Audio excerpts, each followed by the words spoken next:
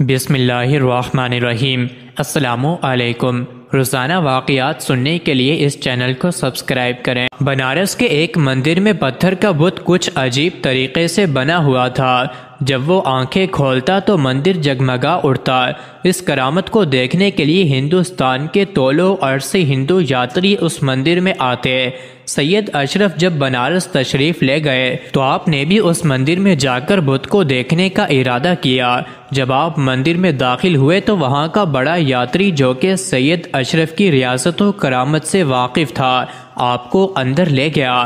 بت کی روشنی پھیلانے والی آنکھوں کی کرامت دکھائی اور کہنے لگا، دیکھیے آپ اپنے آن دیکھیں، بھگوان کو مانتے ہیں جبکہ ہمارا بھگوان پتھر کا ہے، پاک صاف اور ٹھوس ہے۔ سید اشرف اس کی باتیں سن کر مسکرائے اور بت دیکھا۔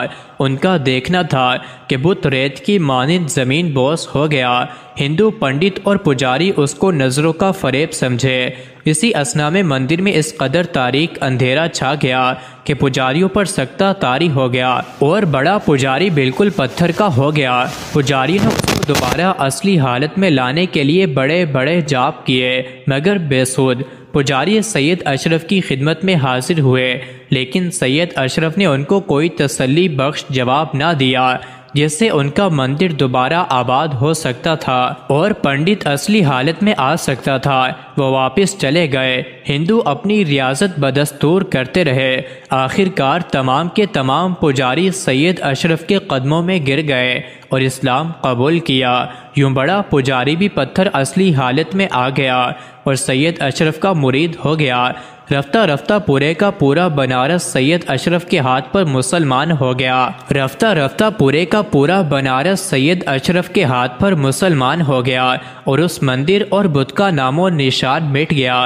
حضرت آدم علیہ السلام نے جب ترش انگور کا درخت لگایا تو شیطان نے اس پر مور کو ذبح کیا اور جب اس پر پتے چھوٹے تو بندر کو ذبح کر کے ڈال دیا اور جب پھل لگا تو شیر کو اور جب پھل پک گیا تو اس پر سور کو ذبح کر کے ڈال دیا۔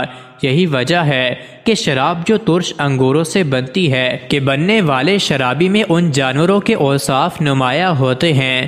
مثلا شراب پیتے وقت اس کا رنگ مور کے نقش و نگار کی طرح دمکنے لگتا اور چمکدار ہو جاتا ہے، اور جب نشے کی ابتدا ہوتی ہے تو بندر کی طرح بے شرمی اور بیہودہ حرکتیں ظاہر کرنے لگتا ہے، اور جب نشے میں قوت و شدت پیدا ہو جاتی ہے تو شیر جیسے غصے میں چلا اٹھتا اور پھر سور کی طرح بے خبر ہو کر سو جاتا ہے۔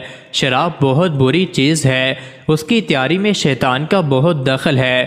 اس نے شرابی کو اپنی مثل بنانے کے لیے شروع ہی میں ترش انگوروں میں ایسی تاثیر پیدا کرنے کی کوشش کی جس سے شرابی شیطان کا خود کاشتہ پودا بن کر رہ جائے۔ شراب کے لفظ میں ہی شر ہے بلکہ ابتدا ہی اس کے شر سے ہے، اور بشر اگر اس کو پینے گئے تو بشر میں ہی شر ہے۔